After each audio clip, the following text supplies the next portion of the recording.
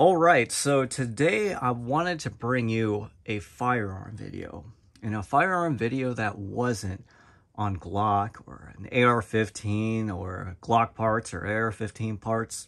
I know, shocking. So, as I was kind of like going through my safe today, I started looking through some of the firearms that I own that I don't quite take out as much, and I've had this particular firearm for a while. And if you'll go through my back catalog of old videos, you'll see that I did like little reviews on like my H&K P30L and AREX 01CP. I kind of want to get back into, like I said, going through some of these older guns that I have laying around and just what my experiences are with them. And obviously, this is a revolver, more specifically a Smith & Wesson 686 Plus. And there was a point in time in my life where, like, I really, really wanted a wheel gun. And so I was looking at what I thought was the best, like, overall, just kind of general purpose wheel gun. So there's a lot of things that you can keep in mind. I mean, do you want to go, you can go as little as a 22. They even have 9mm revolvers now. Do you want 38 Special, 357, 44 Magnum, 41 Magnum, 454 Casull, a 500. I mean, there's a whole lot of different calibers and sizes, barrel lengths, models. You want single action, you want double action only. And I just decided on 3 different models. So the 3 models that I had kind of had my sights on, more or less, was the Ruger GP100, the Colt Python, and obviously the Smith & Wesson 686. And in my like search for the perfect wheel gun for my collection, this kind of just fell in my lap. I found it used. It was $700, and it was exactly what I was looking for. So I didn't want a comically large revolver. And when it came to revolvers, like, there's a lot more to them than meets the eye. So there's like a whole like community of collectors and know-how. And I'm just not that person, right? So that's kind of why I settled on the 4 models of revolvers I was looking at. I thought those were probably the best options. I wanted to go with 357 because 357 is awesome. 44 mag would have been cool, but I think 357 is a little more versatile. Finding 357 and 38 Special is a little easier, a little cheaper than like 44. And it definitely has enough oomph to do what I wanted. I didn't really buy this to be like a backcountry gun. It just kind of turned into that. As currently I live in Satan's ballsack in Central Florida. When I lived, and I'm a Yankee at heart, when I lived up north, I was able to conceal carry this. So that was kind of a perk. So that's probably why I don't nearly take this gun out as much as I used to. That, and I mean, like I said, 357 just isn't as cheap, readily available, and it's, like I said, it's expensive. But anyway, let's get into the actual, I guess what you call like a mini review of this weapon system. So I'm going to remove the firearm for a second, and I'll just kind of show what came in the box. Came with wax paper. I do believe all Smith & Wesson revolvers come with some sort of wax paper. And as you can see, it says place opposite side against the metal. It's just to protect the weapon, even though you have some nice foam padding and stuff in there. And I do believe most blue cased Smith & Wesson cases are going to be for revolvers. Now, if you have a lockable Smith & Wesson revolver, a lot of people like the pre-locks on Smith & Wesson revolvers. I believe like the -4s and under are pre-locks, if I'm not mistaken. Like I said, If I get some of this information wrong, it's because I am just not well versed in revolvers. So forgive me if I get something wrong. This is definitely not my forte. But you get the locks for, you get 2 of them exactly for Smith & Wesson revolver. You get the useless cable lock or gun lock. You get a little protector to put in your cylinder here. It is going to be loaded, by the way, for now, but you can put it there and protect your firing pin or your cylinder if you really want to. And then, like any good weapon system, it should come with like a warranty card, a registration card for the warranty, and then a manual. And it's actually a pretty decent manual. I'm not entirely sure how far it goes into the weapon system. I don't think it actually shows you complete disassembly, which I would prefer, especially for a revolver. But that's basically all that came in the case. And it is a nice case. It's a lot better than what Smith & Wesson usually gives you. They usually just give you a cardboard box. I've owned like a Shield, an M&P 2.0, and a Smith & Wesson 380 Bodyguard before. And they all came in cardboard boxes. This is the only Smith & Wesson that I've ever purchased that came with a hard case. So let's go ahead and unload this bad boy, just so it doesn't make people nervous and stuff. So as you can see, I picked the 686 Plus because why only use 6 rounds when you can have 7? Am I right? I mean, the 7 rounds of 357 sounds way cooler than 6 rounds of 357. So, as I was looking at revolvers, as I mentioned, I was like going to pick one of 3.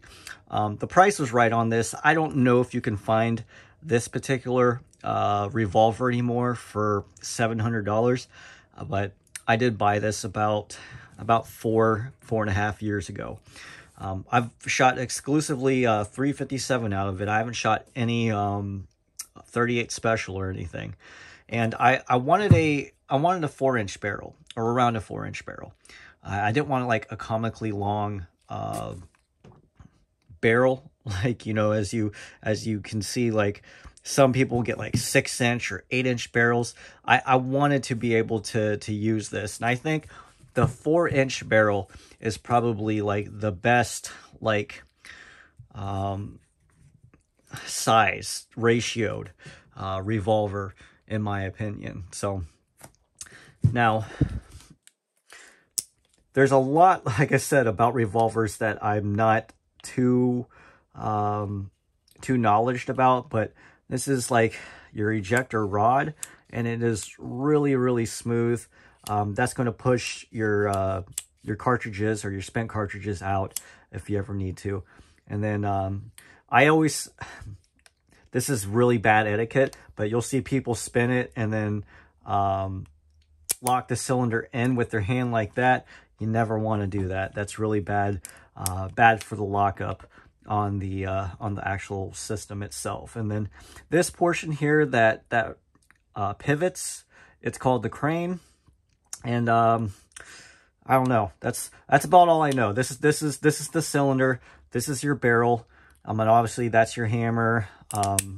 This is your lock and unlock, your trigger. You got sights on it. You can see, it does seem like it's loose, but it's actually not.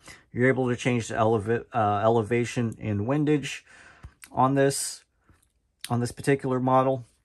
And the front sight is fixed.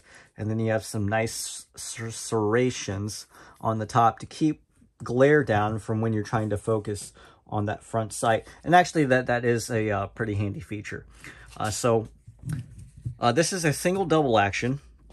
I actually really like single double actions. I grew up shooting single double actions, so I did have a sidearm in the Army.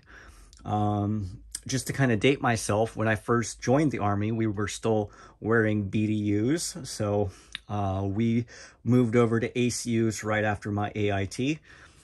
And so that dates me quite a bit. We were still shooting Beretta 92s. So when I first got out of the service and got my concealed carry and stuff, my first weapon that I purchased was a CZ75 Bravo. And then the next one after that was a Beretta 92 FS. So those were my first two firearms that I ever purchased. So I really do like single double action pistols. I like hammer fired for a lot of different reasons. This is a little different because if a round doesn't go off, you have to go through the entire cylinder again before you get to that actual unfired cartridge. So revolvers are a little different when it comes to single double action, not in the actual mechanics, but how you could utilize the feature if you have a unfired round from, like, maybe the primer didn't go off or something. So the trigger is super nice. So you have single double action, so you can pull, and this is going to be double action because you're going to have two actions. The hammer's going to go back and back, down, forward, right? And you have single action where you already pre-cocked the hammer and you just pull the trigger. So it's actually a very, very good trigger. You can get nicer triggers, or you can get trigger jobs done for Smith & Wesson revolvers. There's a whole like market for that. And one thing I do like is that you can stage it and fire it. And what staging is on a revolver, right? So it's kind of like a two-stage trigger. You pre-cock it, you can hold it back. I wouldn't suggest doing this while like under duress or anything, but it's got a relatively heavy trigger pull in double action. But you can see how that cylinder turned. You can stage it. You can still move the hammer a little bit. You can just stage it to the next cylinder. And then it's got a nice crisp, and just it's kind of got a hairpin trigger. I bet you this is only a couple of pounds to release that. And you can see there is no like real reset, I guess. I meant the reset's a full extension on it. And you can see it's got a what do you call it? Some of the models will have firing pins on the actual hammer, and that's what will strike the primer. This, you have an internal firing pin that the hammer hits. So if you find revolvers that have a pin on the actual hammer, it's pretty good etiquette probably not to dry fire it. So I would just basically not dry fire a revolver unless you ask. And there's a couple of things to look for in an actual revolver. So the lockup on the cylinder and how it locks up with the barrel, right? You want to make sure there isn't a whole lot of movement on it. And I do believe it locks these areas right here. These can get chipped and stuff. You just want to make sure, and you can go through every part of the cylinder. You want to make sure every cylinder lines up with the barrel. That's a pretty important part, right? And then you want to make sure the crane's nice and smooth, that ejector is nice and smooth. That is a very, very smooth ejector. And I mean, there's other things you can look for in a revolver. And like I said, I'm not as well versed as somebody else. And I do know you can change grips. There's, I believe these are Hogue grips with a nice little Smith & Wesson embossment on the grip itself. But you can get to some of the internals. There's some springs and stuff in here. I just choose not to mess that much with this revolver because this revolver works very, very well.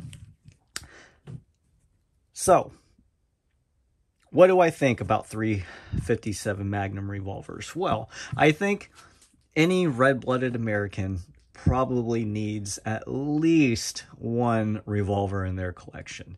If you can afford it, even if it's not your thing, because it really wasn't my thing.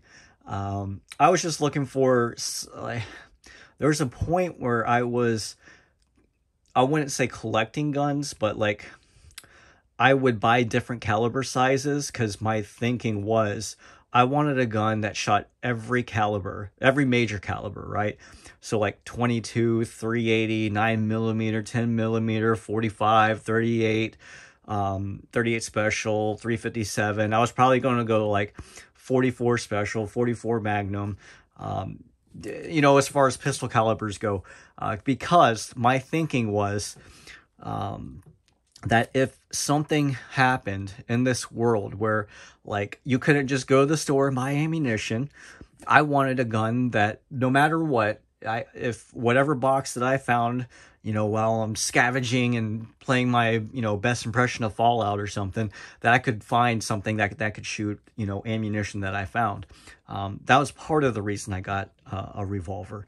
Second reason is like I wanted a higher calibered pistol, right? And 357's a really good medium. It's right in the middle of the road. You're not like getting like stupid powerful with like 500 Smith & Wesson magnums. You're not getting into like, you know, Gucci territory with like 50 Action Express Desert Eagles or anything. You know, Dirty Harry revolvers are pretty cool, but they're usually have longer barrels and stuff on them. Usually have like a 6-inch barrel or longer. Whereas like a good velocity for the 357 is going to be out of a 4-inch barrel. And I just think aesthetically a 4-inch barrel just matches really good. And like I said, 357 you can shoot 38 special out of. You can use 357. You can see here you got, you know, some lead cast bullets. These are Hornady like critical duty bullets that I have for self-defense. It's actually a really versatile cartridge. So you can take this into backcountry. You can, you know, use it as your main sidearm if you're like in Texas or something. So there's a lot of different things you can do with 357 Magnum. And yes, there's downsides to having a wheel gun. I'm not going to say it's more reliable, but I've never had one jam on me. Of course, I don't have a ton of rounds through this. I probably have like a couple hundred rounds altogether through this, so it's not a whole lot. But I wish I would have kept my groupings for this, because the groupings on this are super tight, super tight. And if you're worried about wanting to, you know, load it faster, you got these cool little speed loaders you can buy for it. They work pretty well for me, so they're really inexpensive. I think I picked this up for about, you know, $5 a piece. Just make sure you get the right model and stuff, and I'll show you how they work. So that's locked, that's open. You can see how it kind of locks onto the rim of the case, but you'll just stick bullets in there, or cartridges. You know, actually sticking bullets in there, right? And you can see that they're loose. There's a lot of movement in them, right? And then you just lock it, and you'll see they'll just kind of, they'll lock up, and they do lock up pretty well. So they're inexpensive. Some people use moon clips. Some people use speed loaders. I just keep a couple of speed loaders on hand and stuff. So that's what I choose to do with this. But this is a really fun firearm for me. And like I said, if you're just a red-blooded American, man, like having a nice 357 Magnum wheel gun, I think is a must. If you can afford to put in your collection, I highly recommend them. You might not take it out as often as some of your like 9mm and your 22s and, you know, stuff that's cheaper to shoot, even your 45s. But it's super fun. Like every time I take this out, I have a blast with it. People love shooting it. This is a good way, like if you go to a range with I won't say fuds, but like older guys that aren't into some of the modern firearms, if you show up with like a decent wheel gun, man, you'll make a lot of friends. I always make a lot of friends when I bring this out. And you know, some of the old guys, like they'll actually throw you a few rounds, you know, just for having it, which I appreciate, you know. But So this crosses a lot of barriers as far as like if you're a young person and like I always try to just if someone's into guns, it doesn't matter. Like I don't hunt a whole lot. I have hunted, you know, I don't have lever actions. I love a nice little modern lever action. But, you know, this will, it's kind of like a peace offering between some of the older guys at the range that are a little more old fashioned and some of the younger guys. So that if I know I'm going to a range with some old heads there, I'll bring this bad boy out, and then I'll bring out some of my cool guy AR-15 stuff, and it usually ends up pretty well. So, but I don't know, very cool gun. I do recommend getting the 7-shot version, even though like your holster compatibility is going to not be as much, but like you're getting what, like 13% more rounds out of this. It's more than that. I don't know. I'm just going off the top of my head. You know, 6 rounds, you get 7. I believe they make like an 8-round now, but that one, I think it's like an R8, a Smith & Wesson R8, super tactical. It's like got Picatinny on the top, so you can attach a scope and stuff. It's all blacked out. It actually looks pretty sweet, but that thing is pretty expensive. 686 plus, very cool. Ruger GP100, I think would be a really good revolver as well. And then if you can get like an old school Colt Python, man, that thing is just a work of art. It is beautiful. And I will say, like, the weight, the feel of wheel guns and stuff, it's just really unmatched. So there is some craftsmanship that goes into this thing. I like the nickel finish, you know, or stainless nickel, whatever you want to call it, instead of the blued finish. I mean, it's just a beautiful beautiful gun. It does get scratched and stuff a little bit, but it doesn't bother me that much. Just a really like solid piece of American craftsmanship, in my opinion.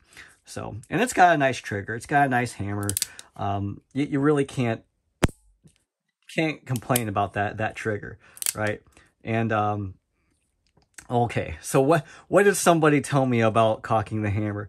I think you're supposed to cock it one-handed, right? You're only, I think you're supposed to use your, I can't remember. So some old guy told me what we're supposed to do. And if you're used to pointing modern firearms, you know, you want to do the thumbs forward, that is definitely not the way to go.